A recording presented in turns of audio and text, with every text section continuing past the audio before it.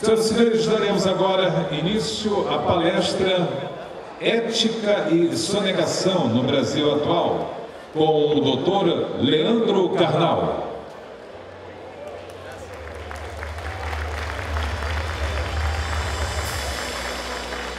Leandro Carnal, doutor em História Social pela Universidade de São Paulo, foi curador de diversas exposições, como a Escrita da Memória, em São Paulo, tendo colaborado ainda na elaboração curatorial de museus, como o Museu da Língua Portuguesa, em São Paulo.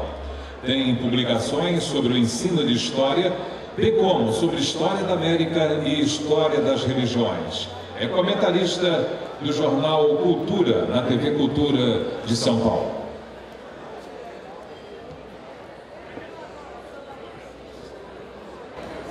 Muito boa noite. É um grande prazer em vir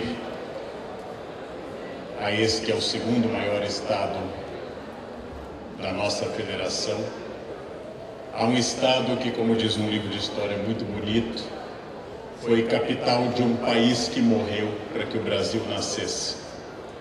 O Grão-Pará teve que morrer para que o Brasil nascesse.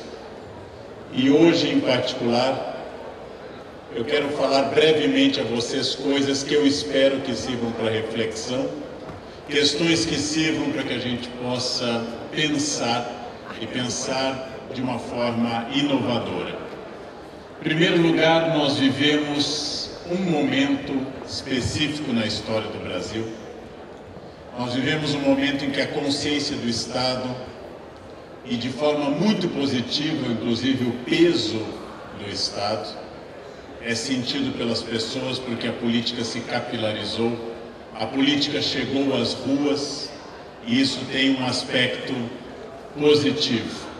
Muitos brasileiros discutem o peso dos impostos, o custo do Estado e começam a descobrir uma coisa que os americanos dizem desde o século XIX, que não existe almoço grátis.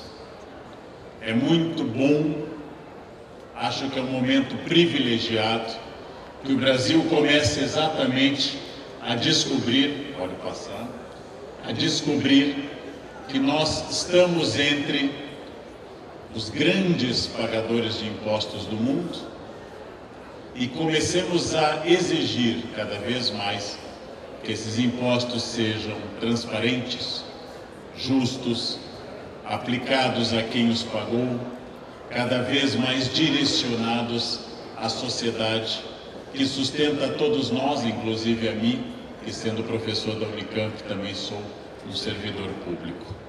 Que cada vez mais a gente descubra que existe uma possibilidade de nós transformarmos este país, e talvez seja um momento especial a esse respeito, que a ideia de sacrifício de pagamento seja acompanhado da ideia de justiça, transparência, ética e assim por diante.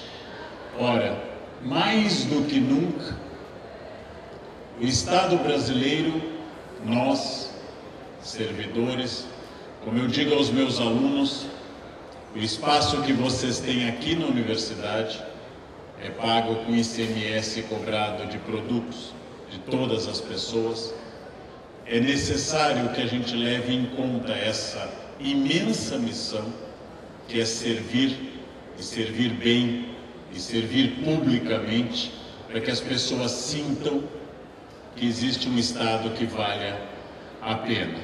Ora, de todas as formas, eu quero tocar num ponto que vai certamente provocar uma ideia, talvez até estranha.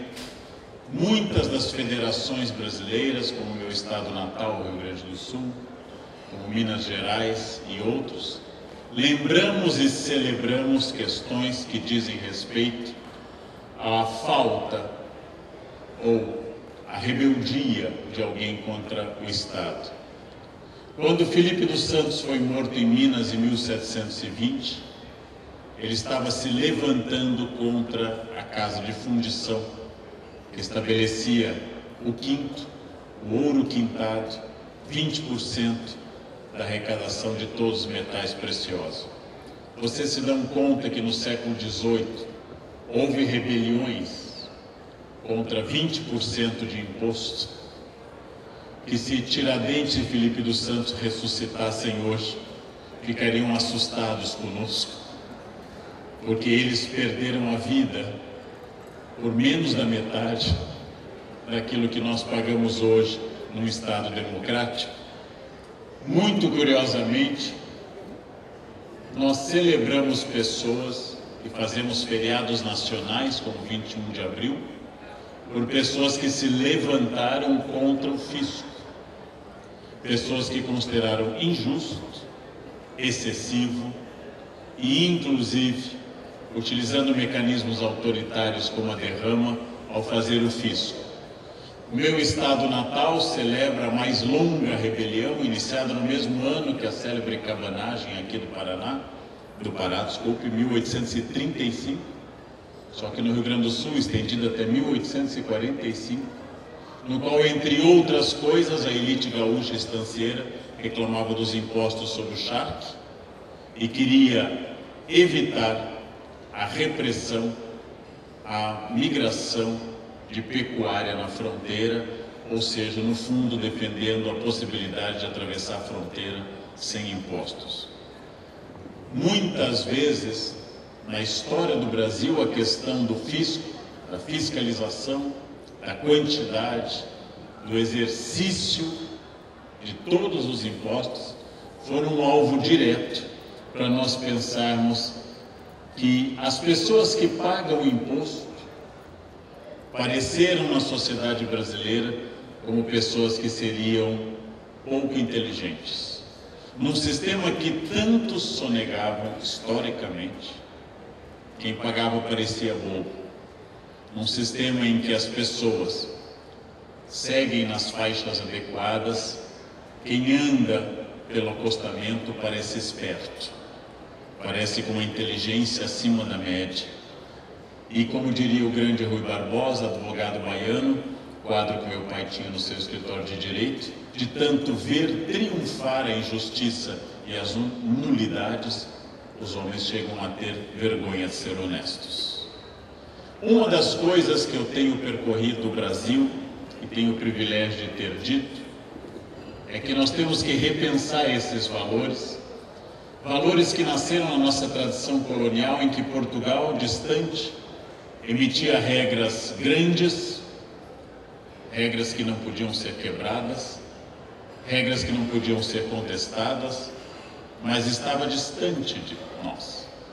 Resultado, o brasileiro criou um sentimento diante da lei único no mundo de várias formas. O brasileiro criou um sentimento de que a lei se acata, mas não se cumpre. O rei se obedece, mas não se segue. A lei tem que ser inteiramente curvada a minha cabeça diante dela, porque o Estado tem o poder repressivo, o poder de polícia, mas eu não cumpro de fato. Estava nascendo aqui uma tradição nossa que nenhum estrangeiro entende até hoje. A expressão, essa lei não pegou. Nenhum estrangeiro entende essa expressão. Mas como assim, a lei não pegou? A gente diz, a lei não pegou. Eu quero dar um exemplo aos senhores bem comezinho, bem simples, da nossa interpretação da lei. Eu, em função de ter trabalhado numa comissão do MEC por percorrer o Brasil como professor, já apliquei prova em quase todas as unidades da federação, por vários motivos. E ao término de uma prova eu digo aos alunos, entreguem a prova. E os alunos em todo o Brasil, sem exceção, dizem a mesma coisa que os senhores conhecem. Entreguem a prova. Nós brasileiros temos a resposta na ponta da língua, que é só mais um pouquinho. Se eu dissesse isso a um alemão, tenho certeza disso, o alemão entregaria a prova. Se eu dissesse a um francês, ele constituiria um comitê para examinar se o tempo dado para a prova é suficiente. Se eu digo a um brasileiro, o brasileiro não me entrega, mas também não me desobedece, porque ele sorriu e disse: só mais um pouquinho. E se eu começo a puxar a prova, ele continua escrevendo mais um pouquinho e sorrindo. Ele não me entrega, como tal não me obedece, mas não me enfrenta. Ele não me diz: vem pegar se você for homem, por exemplo. E ao mesmo tempo ele não entrega. Essa relação ambígua com a lei é uma das chaves de um problema que eu quero tocar. Se nós cumpríssemos estritamente todo o impulso fiscal, se nós pagássemos todos os impostos zelosamente, em todas as legislações, em todas as proporções e alíquotas possíveis, talvez nós enfrentássemos mais a questão fiscal. Mas como nós, muitas vezes, somos estimulados por nós mesmos, por colegas e por outros, a sonegação, nós toleramos que a legislação exija X ou Y. Só para dar um exemplo aos senhores que vai espantá-los, obviamente não é o caso dessa noite, faz 30 anos que eu falo sobre ética e dezenas de vezes recebi a seguinte proposta: professor, dá para fazer a palestra sobre ética sem nota fiscal? Reflitam, senhores, na frase. Palestra de ética sem nota fiscal. Então, naturalmente não foi o caso dessa noite aqui. Já reagi de forma mais ou menos violenta e sugeri: por que não contratar uma palestra sobre educação de crianças dada por um pedófilo? É a mesma coisa. Ou seja, a capacidade que nós temos de pensar a lei e as adaptações da lei é uma capacidade estranha, é uma capacidade problemática, que nasceu de uma tradição histórica que hoje nós podíamos chamar de jeitinho brasileiro ou gambiarra. Gambiarra, inclusive, foi o nome oficial que se deu ao espírito da abertura das Olimpíadas em agosto deste ano. A gambiarra está presente nesse tipo de ideia, no qual somos capazes de consumir mais tempo improvisando do que nos dedicando ao que deve ser feito. Somos capazes, como quase todos os alunos, minha experiência pedagógica, de consumir horas fazendo a cola, mas não dedicar meia hora a ler o texto que deveria ter sido feito. A gambiarra é uma capacidade de passar por cima dos outros, mesmo em nome de bons princípios, dizendo, por exemplo, que eu quero me dar bem.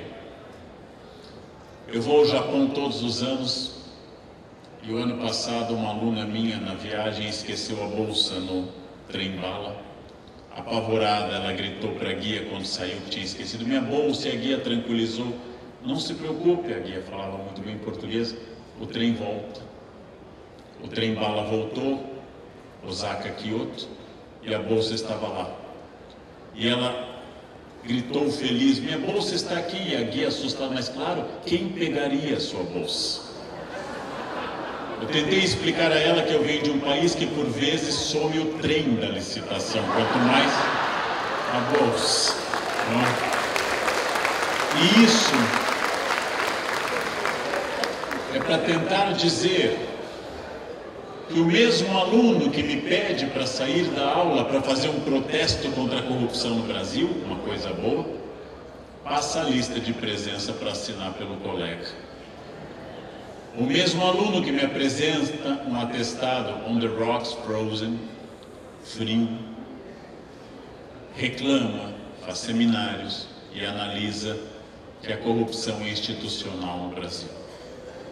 Ou seja, todas essas questões que eu pretendo mexer com as nossas cabeças dizem respeito a esse tipo de situação em que alguém adverte a motorista que ela está prestes a se chocar com um animal usualmente conhecido como vaca, e grita a ela para advertir vaca, e a motorista, supondo ser uma referência a ela e não ao obstáculo, contra-argumenta com a insinuação de que o casamento daquele que a adverte contém uma sociedade anônima.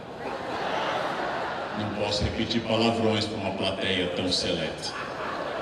Mas a ideia do nosso trânsito, como eu disse há pouco na entrevista à imprensa aqui do Pará, eu não acredito que o trânsito seja um termômetro isolado. Em todos os países onde o trânsito é civilizado, a política também é civilizada. Em todos os países onde o trânsito é caótico, agressivo, preconceituoso, a política também tem tais defeitos. Então eu vejo esses sintomas no Brasil e penso há mais de 30 anos, 34 anos que eu dou aula, nesse comportamento, em grego ethos, daí ética, que nós estamos nesse momento em torno dessa questão. E cito, entre tantos, um filósofo, entre tantos possíveis, Aristóteles, que produziu dezenas de obras e chamou-as de metafísica, física, psicologia, política, retórica, mas apenas uma obra ele deu o nome do seu filho, a Ética, a Nicômaco, seu filho. Uma coisa bonita para eu pensar que a maior herança que podemos dar aos filhos chama-se vergonha na cara. Aristóteles pensou nisso e estabeleceu logo no primeiro capítulo que a virtude ética é adquirida porque alguém a ensinou e crianças nascem aéticas. Bebês não têm ética. Bebês são máquinas de excretar, ingerir. Nenhum bebê na história jamais disse: não chorarei essa noite porque mamãe está cansada, vou respeitar o descanso dela. Nenhum bebê pensa: não regurgitarei, a ocasião é formal, pode constranger meus pais. Bebês fazem o que querem, na hora que bem entendem. Alguns adultos melhoram com o tempo. Alguns, não todos, infelizmente. E aí eu digo uma coisa, provavelmente por origem interiorana, talvez um pouco conservador, que um dos fracassos da ética nesse momento é a falta de vontade de nós, pais e professores, em educarmos. Educar é estabelecer limites. Educar é dizer às pessoas que elas não podem tudo. Educar é ensinar a bebês e crianças e adolescentes que eles não estão isolados no mundo. Toda vez que eu tento proteger meu filho além da conta e permito que ele faça o que bem entenda, em primeiro lugar, eu não estou amando, mas eu estou criando um completo idiota, porque uma criança mimada dará origem ao adulto imbecil. A vida é formada de desafios enormes. A vida é formada de desafios enormes e o primeiro talvez seja esse. Meu filho não terá no futuro para ter ao seu redor ao pai e a mãe. Ele terá a sogra, o síndico, o delegado e o auditor fiscal. Ele não terá pai e mãe. Se o mundo fosse feito de pais e mães, a educação de gente mimada seria coerente. Mas ele viverá num mundo de noras, genros e cunhados. Ele viverá num mundo onde pai e mãe não são dominantes. Por isso, o primeiro esforço é o esforço educativo. Ética e vida social implicam coerção, leis, e consenso, educação. Não existe sociedade baseada apenas na coerção, não existe sociedade baseada apenas no consenso. Eu preciso de coerção e de consenso. Aristóteles diz que nós podemos melhorar com o tempo. A palavra não é dele, é de Rousseau, mas a ideia é dele, perfectibilidade de caráter. Não existe no campo da ética a síndrome de Gabriela, cravo e canela. Eu nasci assim, eu sou sempre assim. Eu tenho que melhorar. Eu, Leandro, tenho defeitos enormes, isso não é retórica, e luto constantemente para controlar tais defeitos. Eu sou possível e passível de melhoria. Somos seres racionais, temos natureza, mas temos cultura e razão e livre-arbítrio sobre essa natureza. Dessa forma, O primeiro elemento de uma ética é responsabilidade. Eu tenho que me incluir na resposta. É comum no Brasil, onde não há uma educação clara para a responsabilidade, a justificativa. Talvez seja justo dizer, é comum no mundo. Deus pergunta a Adão: você comeu do fruto da árvore do bem e do mal? Ele diz: foi a mulher que me deu. Deus pergunta à mulher, ela diz: foi a serpente. Estava inventada a reunião de imprensa. Ninguém tem culpa. Tudo fala: por que você engordou? É tireoide. Eu tenho tireoide. Por que você não aprende inglês? A minha família não tem jeito com línguas. Nós sempre estamos transferindo a responsabilidade. Eu sou sócio majoritário da minha vida e entendo, na cidade onde eu moro há 30 anos, São Paulo, que se eu perguntar aos motoqueiros, aos motoristas de ônibus, aos carros privados, às bicicletas, aos pedestres, aos caminhões e táxis, quem é culpado pelo caos do trânsito de São Paulo, ninguém dirá nós. Todos dirão o outro.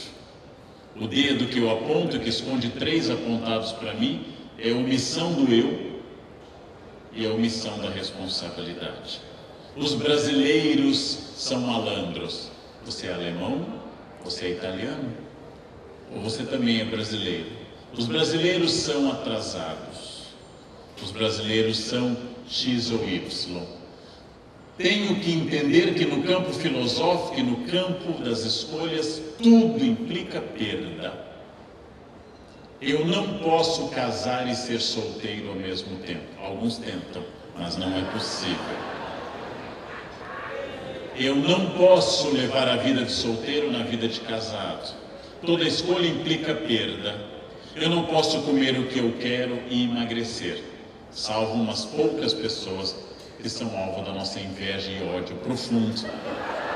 Todas as outras pessoas vão pagar um preço pelo que fizerem essa noite aqui, nessas mesas.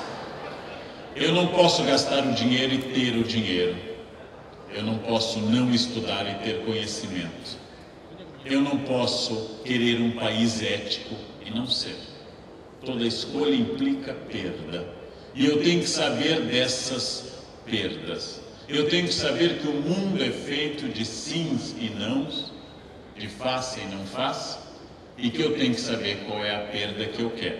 Sócrates nos consola dizendo: se você estiver em dúvida se deve casar ou não, não se preocupe, você vai se arrepender das duas coisas. Então eu tenho que saber o que eu quero. Se eu trabalhar como um condenado e nada aproveitar da vida familiar, se eu ganhar muito dinheiro, mas não estiver nunca em casa com meus filhos e esposa, com meu marido, no caso, eu vou ter uma perda, a família. Se eu ficar em casa o dia todo e não ganhar nenhum dinheiro, eu vou ter uma perda, a família também. Provavelmente perderia as mais rápido ainda. Toda escolha implica perda. Quando você põe um quindim na sua boca, é uma escolha. Você vai perder alguma coisa e vai ganhar outra. Uma de prazo rápido, que delícia, outra de prazo médio e longo. Lá se foi a boa forma. Claro que se vocês comem muita pururuca, muito bacon, muita cozinha pesada, pelo menos vocês evitam Alzheimer. Porque quem come isso diariamente não chegará à idade de desenvolver Alzheimer. Vai morrer antes. Vai morrer bem antes. Tudo que eu faço implica perda, e a responsabilidade ética é tentar estabelecer o equilíbrio. Nem tanto a terra, nem tanto ao mar, nem tanto gasto, nem cuidar tanto, nem ser tão avarento, nem tão pródigo. Dante Alighieri coloca os que gastam tudo e os que não gastam nada no mesmo círculo do inferno: os pródigos e os avaros. Quem gastou a fortuna da família, ou quem apenas guardou e nunca fez caridade, vai para o mesmo círculo do inferno. Equilíbrio é fundamental. Equilíbrio em todos os campos. Equilíbrio de todas as formas. equilíbrio entre valores e resultados, aqui metaforizado nesse anjinho e demônio que estão no nosso ombro, símbolo da nossa consciência. Sim, meus senhores, minhas senhoras, nós somos conscientes. Todas as pessoas que fazem fofoca para mim de um colega de departamento da Unicamp baixam o tom de voz e sibilam como uma cobra. Sibilam.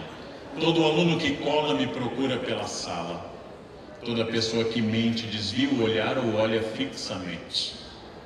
Nós temos consciência das coisas. Temos sempre uma boa consciência nos lembrando o que é certo e o que é errado.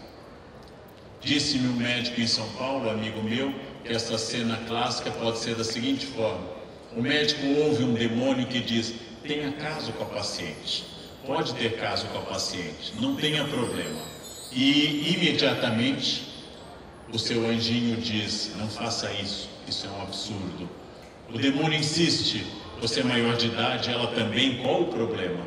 O anjo insiste: é errado. O demônio insiste, o anjo usa o argumento final: mas você é médico veterinário. Quem não entendeu, pergunta para o colega depois em casa, quem for mais lento a esse respeito. É preciso dizer a todos nós brasileiros que não há possibilidade de construir uma carreira ética se eu mirar apenas no lucro. Mas não há problema nenhum em ter lucro quando ele é fruto do justo trabalho e do justo esforço. Recomendo aos meus advogados que eu conte essa história de forma hipotética. Suponham num país da Ásia Central a existência de uma empreiteira. Recomendo aos advogados que eu localize isso no Cazaquistão. No Cazaquistão há uma empreiteira que fez uma carreira imensa com propinas e caixa 2. No Cazaquistão não há nenhuma semelhança com o Brasil. E lá no Cazaquistão essa empresa ganhou bilhões, tornou-se sólida, gigantesca. Em algum momento isso dar errado, porque o presidente dos Estados Unidos, Lincoln, dizia: você pode enganar algumas pessoas durante algum tempo, muitas pessoas durante muito tempo, mas você não pode enganar todas as pessoas durante todo o tempo. E essa empresa é descoberta. Seus dirigentes perdem a liberdade, as multas são bilionárias e a perda de valor agregado da empresa é gigantesca. O que eu estou dizendo com isso? Tudo que foi construído de forma ilegal e sob bases ilegais tende a desmoronar. Por quê? Porque para fazer um esquema, nesse caso no Cazaquistão, eu preciso de auxílio. E para envolver no meu esquema criminoso, esse auxílio será dado por cafajestes como eu. Ora, o prêmio da ética é ter amigos. O castigo da falta de caráter é ter cúmplices. E cúmplices, sabem os senhores, acabam fazendo delação premiada. Em algum momento. Quando o cúmplice sente que a lei o aperta, ele decide tirar seu esfíncter do ângulo ortogonal e denuncia aos outros. Ora, a ética é aquela que vai nos ensinar que o lucro é justo mediante trabalho e esforço honestos e que com isso eu vou crescer menos do que fosse desonesto, mas vou crescer sempre e vou crescer de forma sistemática e vou crescer de forma que no plano micro a ética seja respeitada dentro da empresa, seja respeitada nas relações familiares, na empresa, e dali a ética se torne também para o plano macro. Não existe pessoa ética que seja ética apenas num campo, ou se é ético em tudo, ou não se é. Não existe chance de fazer o errado de forma correta. O errado é sempre errado, independente da forma que eu faço. A ética traduz segurança e traduz tranquilidade. A ética é baseada em trabalho, numa ideia que nós temos que recuperar no Brasil e transmitir a filhos, e insistir com colegas e exemplificar para todos. Uma vida só vale a pena ser vivida com trabalho longo, sistemático e bem aplicado. A nossa tradição ocidental nos dá 3 chances de êxito material: nascimento, casamento e trabalho. Se você nasceu no CEP errado, se casou por amor, só resta uma: o trabalho.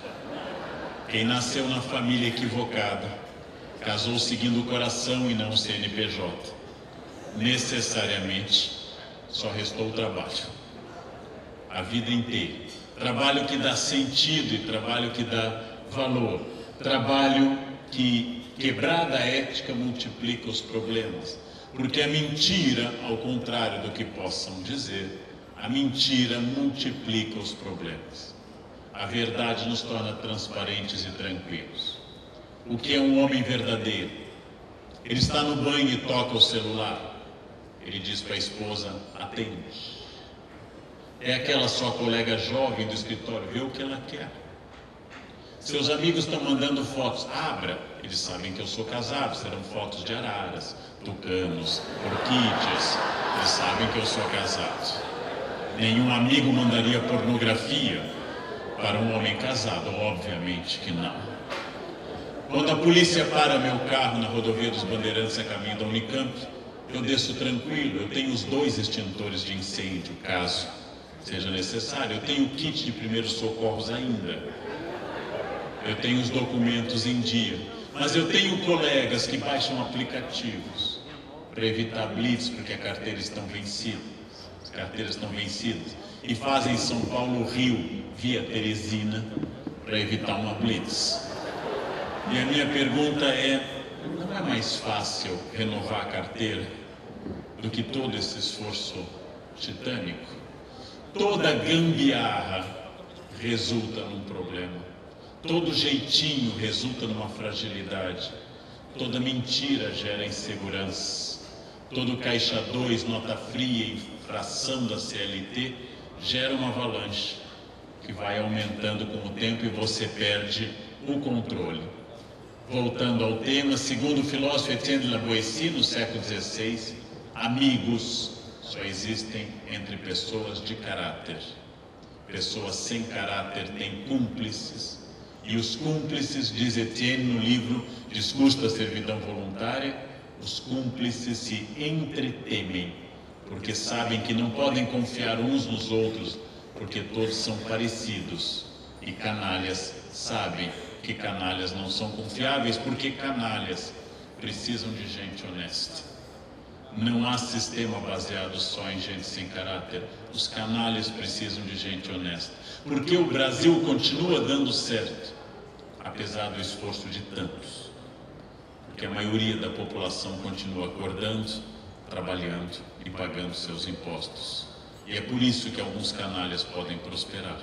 Porque a maioria de nós, independente do governo, continua fazendo o que deve fazer. Senão o sistema teria entrado em colapso há algum tempo. Acho que tem um problema na tela, mas vamos adiante. A ética garante a transparência, a ética garante a tranquilidade, a ética garante a paz. Se eu pretendo cumprir todas as normas, eu sou obrigado a discuti-las. Se eu não pretendo discuti-las ou cumpri-las, então eu as ignoro. Nos sistemas corruptos eu não discuto a lei porque eu não pretendo cumpri-la. E é por isso que eu preciso de valores, e esses valores são fundamentais, pode adiante, para que eu interprete que a lei tem que ser o exercício livre, aberto e democrático do bem comum. É preciso afastar a ideia de lei que nós herdamos do período colonial e entender o óbvio.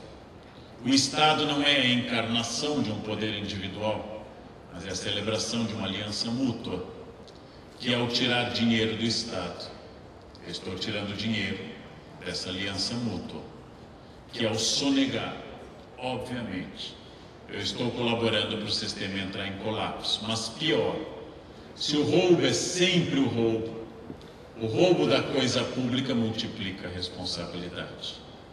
Ladrão de caixa de supermercado é um criminoso. Ladrão de caixa do governo é um criminoso de toda a sociedade, e aqui vem um equívoco terrível na nossa sociedade. Os brasileiros interpretam que público não é de ninguém e privado pertence a uma pessoa. Insisto, o público é de todos. E por isso que invadir uma propriedade privada e destruí-la é um terror. Mas invadir uma propriedade pública e destruí-la é um crime que multiplica na sociedade. Recém-refeita uma praça em São Paulo, já houve uma depredação, e uma das pessoas que depredava foi entrevistada e disse: mas isso aqui é público.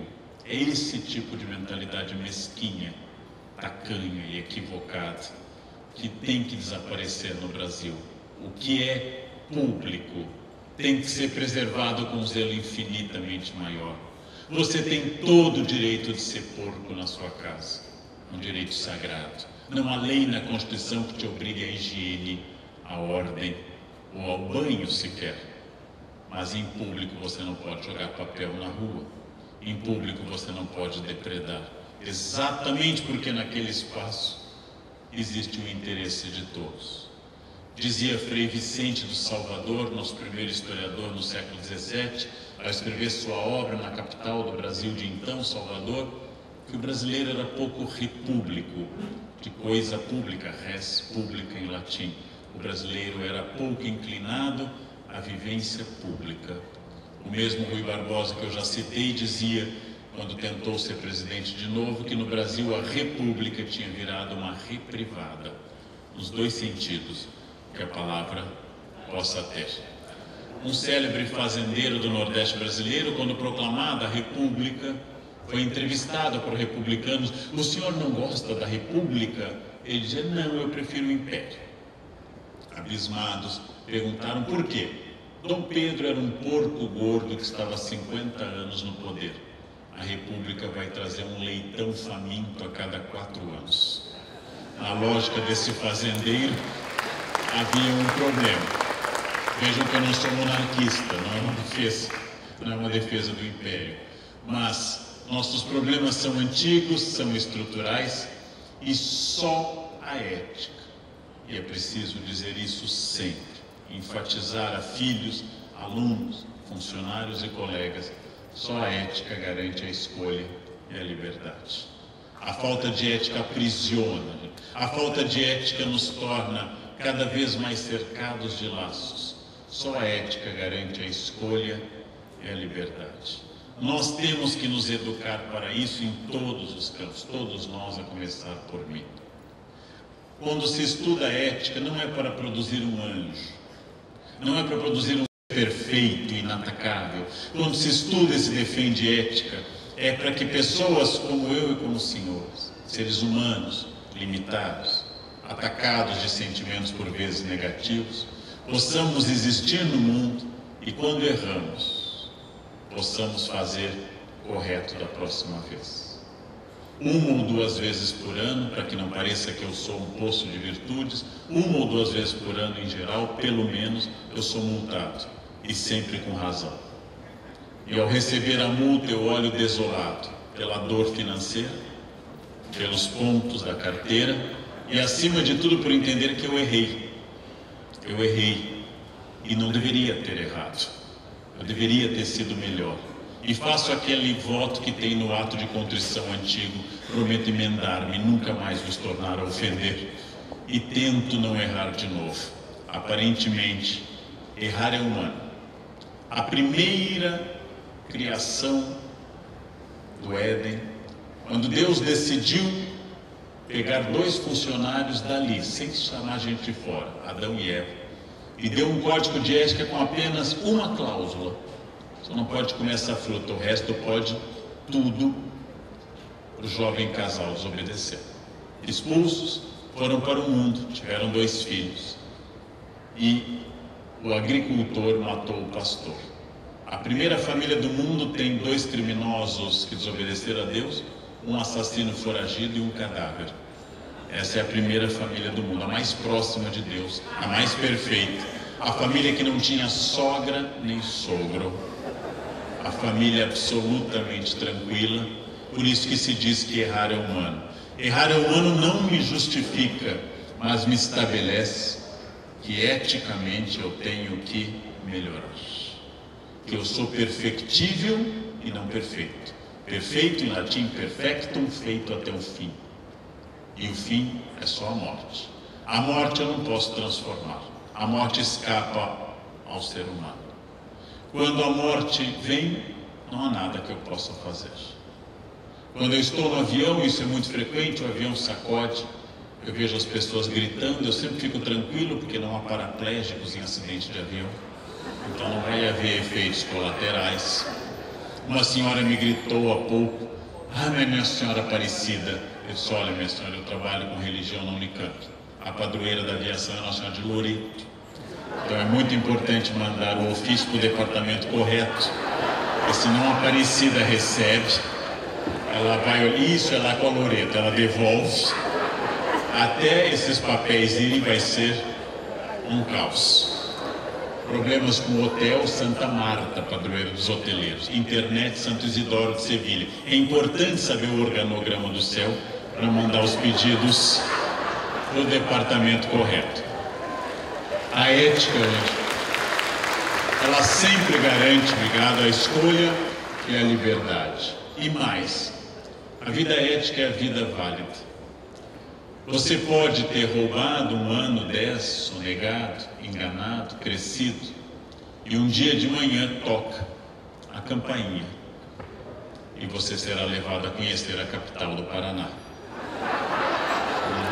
onde, castigo extra, você tem direito a 1 hora de sol por dia. 1 hora de sol em Curitiba. Já pensaram no sofrimento disso? E bizarrice brasileira: quem vai te levar para a prisão é um homem com tornozeleira eletrônica. Também, isso é uma bizarrice brasileira. Somos o único país do planeta onde há escassez de tornozeleiras. Ou seja, não dão conta do mercado das tornozeleiras eletrônicas. Querem ser otimistas? É a maior revolução ética que o Brasil já passou. Querem ser otimistas? É a primeira vez que eu estou discutindo corrupção passiva, sempre discutimos, mas ativa, a do empresário sonegador ou do empresário que paga propina. Querem ser otimistas? Primeira vez na história do Brasil que é um milionário branco rico na cadeia. Querem ser pessimistas? A Itália fez muito mais do que nós. Fez uma reforma mais radical de tudo e ao final elegeu Berlusconi. Ou seja, o preço da liberdade é a eterna vigilância.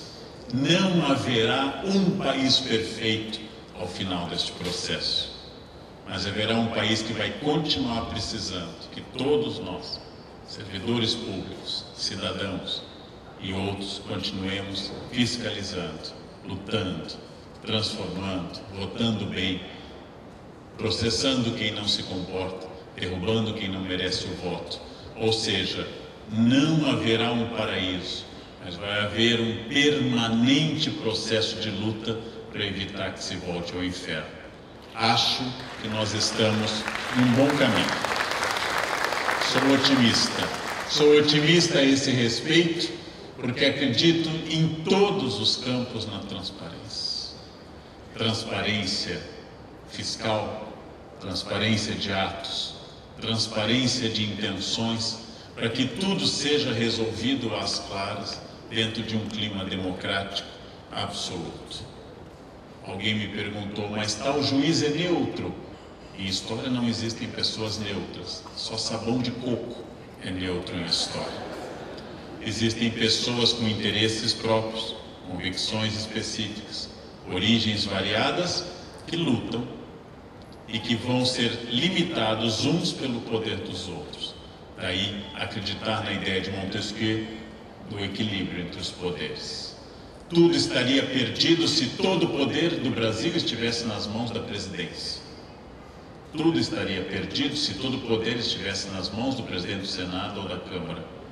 Tudo estaria perdido se todo o poder estivesse nas mãos do Judiciário. Montesquieu intuiu claramente que a reunião entre Temer, Renan Calheiros, o deputado Maia e a ministra Carmen Lúcia tem que ser harmônica o mais possível, para que possa existir um justo equilíbrio entre esses poderes e essa transparência. É preciso pensar sempre que há um desafio pela frente. É preciso pensar sempre que nós temos a capacidade de mudança. É preciso tirar o pensamento mágico de que sempre foi assim. Vamos dar exemplos. Quando eu era criança, não havia uso de cinto de segurança no Brasil. Ninguém usava cinto de segurança. E já havia lei obrigando ao cinto de segurança. Nós andávamos sem nenhuma restrição dentro do carro. Não havia cadeirinha para crianças. E tudo isso mudou nos últimos anos. Quando eu era criança, tomávamos banhos de horas, porque a água era um recurso infinito, que não tinha nenhum limite. E nós aprendemos que isso não é verdade. Quando eu era criança, nós íamos para o sol às 8 da manhã e nenhum dermatologista nos advertia que haveria um custo para isso. Não tinha sido ainda inventado o melanoma, nenhum dermatologista nos advertia. Esses comportamentos mudaram por completo. Quando eu era adolescente, dançava-se no carnaval uma marchinha absolutamente racista e terrível. O teu cabelo não nega mulata, porque és mulata na cor. Mas como a cor não pega mulata, mulata eu quero teu amor. Hoje isso daria cadeia. Na década de 20 e 30 deu prêmio aos irmãos Valença de Recife, que fizeram a música, e a Lamartine no Rio de Janeiro, que adaptou. Nós completávamos essa marchinha racista com outra homofóbica. Olha a cabeleira do Zezé. Será que ele é? Será que ele é? E éramos felizes no nosso preconceito imbecil e dançávamos a noite inteira um pouco ingênuos. E hoje temos mais sensibilidade. Tudo está mudando, tudo está em processo de transformação, tudo passa, tudo tende à transformação, tudo vai desaparecer, menos a Rainha Elizabeth II, obviamente. Essa é imortal em vários sentidos. Bem, antes eu usei a metáfora de que o crescimento artificial é um anabolizante. Eu desenvolvo a ideia de que o desenvolvimento natural e ético é lento e sistemático, mas ele é seguro. É preciso dizer isso às pessoas, que a empresa deva crescer sistematicamente, de forma lenta e segura. Que essas expansões são como anabolizantes e trazem um custo ao organismo. É preciso restaurar essa ideia de que nós temos que ter consciência e consciência de valores. Consciência é uma coisa essencial, consciência é uma das coisas mais importantes que nos distingue dos animais, nos torna seres específicos. Conto aos senhores uma breve historinha que eu vivi há 2 anos. Eu tenho no meu círculo de relações apenas um amigo milionário. Acho que ele mantém amizade comigo para saber como funcionam essas pessoas que não têm seu próprio avião, não têm seus próprios barcos, que ele acha muito exótico isso. É um homem ético, tenho que me controlar para não me trair dizendo o nome, porque ele é muito conhecido, e temos uma relação sólida e antiga. Infelizmente, meu amigo, um pouco mais velho do que eu, decidiu trocar de casamento. E caso único em São Paulo, os senhores nunca ouviram falar disso, casou-se com uma menina muito mais jovem do que ele. Caso excepcional, que escandalizou a cidade e o estado. Indenizou bem a primeira esposa, que foi chorosa e dolorida, mas bem indenizada, e casou-se com uma moça alta, magra, loira e muito madura para a idade, ele dizia. Conheci a moça. Vi que o que saltava imediatamente não era maturidade, mas acreditei na palavra dele. Ele me disse: Leandro, você viaja muito, me dê uma dica de uma boa lua de mel, eu quero perfeita. Sabendo que eu viajo muito, disse a ele: tem nas Ilhas Baleares, no Mediterrâneo, uma vila para alugar. O quarto fica no alto da rocha, com cortinas de seda branca, um vidro que se estende sobre a cor linda do Mediterrâneo no fim da tarde. Tem uma piscina particular, tem uma piscina de borda infinita, uma praia particular de areias brancas, um cozinheiro fabuloso, tudo é perfeito. É um lugar lindo que eu visitei, mas não fiquei, e ele aceitou a minha indicação. Colocou a moça muito madura para a idade no seu avião, comprou trufas, champanhe, caviar, um pacote de curiosas pílulas azuis, caso houvesse uma necessidade. E assim, munido de tudo que ele desejava consumir na ilha, voou para as Ilhas Baleares, desembarcou em Ibiza, lá seu iate o esperava para levar a casa. Ficou uma semana consumindo, comendo o que levava do Brasil, feliz. Voltou e me deu uma garrafa de um vinho fabuloso que eu tenho até hoje. Não abri, porque é o típico pensamento de pobre quando ganha coisa cara, né? Não abre na hora, você tem medo de gastar, né? Uma garrafa de Petrus, sabe Deus quando eu vou ganhar outro na minha vida. Então, tenho ainda. Cada vez que eu ver um sacode, eu penso, e o vinho? Meu amigo me agradeceu e me disse uma frase abissal para mim. Esse Leandro, ela está apaixonada por mim. É abissal. É um homem inteligente, muito inteligente, é um homem ético.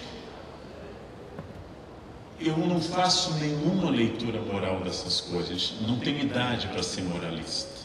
Não gosto de gente moralista. Lembro de um famoso plantador de soja, que não convém citar o nome, que era acompanhado de jovens, muito mais jovens do que ele. E um dia, estando acompanhado de uma moça de 18, tendo ele 78, uma repórter jogou-lhe a queima-roupa no Fazano, em São Paulo. O senhor não sabe que ela está com o senhor por interesse? Ele, sábio, respondeu, eu sou milionário. Uma de 70 também estaria por interesse, eu prefiro de 18. Pronto. Uma relação clara, direta, prática, sem nenhum julgamento. Cada um oferecendo ao outro algo numa relação comercial, sem fantasias. Perfeito. Mas voltemos ao meu amigo. Ele me disse, Leandro, ela está apaixonada por mim. Tirar uma moça do interior, levá-la no seu avião privado para a Europa, entupi-la de todo o luxo que o mundo pode oferecer, é lógico que ela estaria apaixonada. Ela transformaria o interesse em gratidão, a gratidão em afeto, e isso em amor. É um processo super simpático e natural. Diz Nelson Rodrigues que o dinheiro compra até amor verdadeiro. Eu tive que dizer ao meu amigo, para espanto dele, durante um jantar, meu amigo, você me conhece há mais de 20 anos, nossos filhos estudaram juntos, temos conhecimento sólido um do outro, então ouça o que eu vou lhe dizer. Se você me levar no seu avião para essa ilha, me entupir de champanhe Tétanger, caviar beluga, naquela praia que eu conheço, creia com toda certeza e sem nenhum problema, eu me apaixonarei por você. E mais eu garanti, mais importante, eu vou fazer coisas que ela não faria de jeito nenhum, porque eu não tenho limites para atingir meus objetivos com isso. Veja, quando eu digo valores, significa o seguinte: se você quer afeto e confiança, primeiro conselho óbvio, não troque de elenco no final da novela. Se você quer contar com uma boa equipe, não mude essa equipe no final da novela. Se você quer vivência sexual intensa, não precisa casar. Aliás, não deve casar. A Igreja Católica, muito sábia e estratégica, nos ensina que para afastar os padres do sexo impediu o casamento. O meu conselho seria que o casamento é a única coisa que afasta do sexo. O casamento é a única coisa que impede você pensar bobagem. Você foca na carreira, passa a beijar na testa, passa a usar camiseta larga, passa a usar abrigo, e aí quando você coloca croque, acabou. Não tem mais. E chama ainda a sua esposa de mãe, que é para garantir que não vai rolar sexo, porque ninguém deita com a mãe, né? Desde ético, pelo menos, ninguém deita com a mãe. Valor significa saber o que eu quero, com quem eu quero, de que forma eu quero. Valor significa estratégia, significa ética. Valor significa ter consciência que eu faço parte do problema. Valor significa que eu tenho que cultivar coisas que não passam. É uma das coisas que eu nunca consegui ensinar aos jovens, é uma das minhas frustrações. Dizer aos jovens que a turma de amiguinhos é mais legal do que a família, porque ela não cobra nada. Dizer aos jovens que é legal ficar o ano novo com os amiguinhos e não com a família, que os amiguinhos de fato não lhe dão importância e por isso eles são leves. Dizer aos jovens que com o tempo ele vai perceber que importa a família e não o amiguinho, e quando ele for para a UTI, ele vai ter a família e não os amiguinhos. Eu não consigo transmitir isso aos jovens, talvez porque cada geração tenha que descobrir isso a seu tempo. Os amigos são legais, os amigos de farra são legais, porque eles não estão nem aí para nós. E como tal são leves. A família é mais pesada, porque nós somos fundamentais para a família. E por isso ela é mais pesada. Família é algo fundamental e este é um dos valores.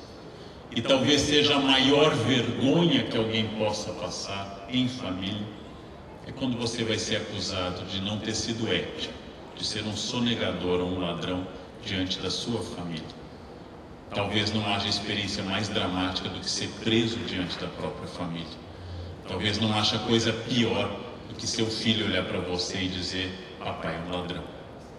Mesmo que ele defenda o pai na sua dor, ele sabe que isso é verdade. Logo, estes valores são valores fundamentais. Para isso eu tenho que vencer coisas como orgulho. O orgulho é o maior inimigo de todos nós, de cada um dos senhores que me ouve, de cada uma das senhoras e de mim. O ano passado me contrataram para dar palestra sobre humildade para mais de 3.000 médicos. Não sei porquê, acharam que era importante que os médicos ouvissem uma palestra sobre humildade. Preparei uma palestra, fui num espaço gigantesco lá em São Paulo, que é o Transamérica, e fui dar a palestra. Entrando no recinto, o segurança me barrou: onde está seu crachá? E eu disse para ele: eu sou palestrante. Ele me perguntou, talvez interessado, talvez irônico, sobre o que é a palestra. Eu disse: humildade. Talvez eu ouvindo, eu conseguisse desenvolver essa questão.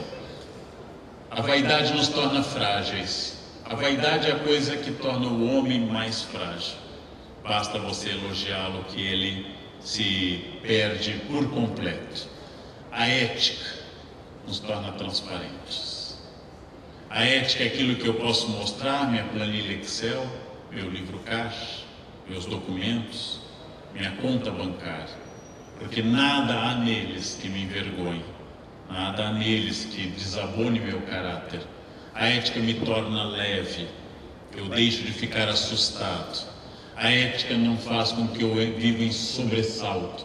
Será que vão descobrir? Será que vão conseguir? Será que eu fechei aquilo? Será que eu destruí tal prova? A ética é aquilo que garante uma vida sistemática, metódica, passo a passo. É preciso insistir nisso, e aí eu volto à primeira parte da fala: pagar impostos não me torna um idiota, me torna um cidadão que sustenta o Estado ao qual eu pertenço e que permite que eu cobre desse Estado, porque sou um acionista desse Estado. Ser bom não me torna um idiota, ser mau me torna um idiota, ser ladrão não me torna esperto, ser ladrão me torna apenas um ladrão. Por uma série de questões pessoais, desde o início da juventude, com certeza, e hoje a idade ajuda bastante, eu sempre detestei a ideia das pessoas que usavam drogas. Fiz um curso de História na USP sem usar maconha, o que dá um isolamento social muito grande em determinado momento. A área de humanas sem maconha é quase E dando um curso sobre Shakespeare, uma informação que eu dei numa entrevista ao Jô, descobriram no cachimbo de Shakespeare restos de cannabis. E os alunos perguntaram, entusiasmados: Shakespeare usava maconha? Provavelmente, como toda a elite inglesa do século XVI e XVII, não era proibido, era um relaxante muito difundido. Só que eu adverti aos alunos: Shakespeare era um gênio.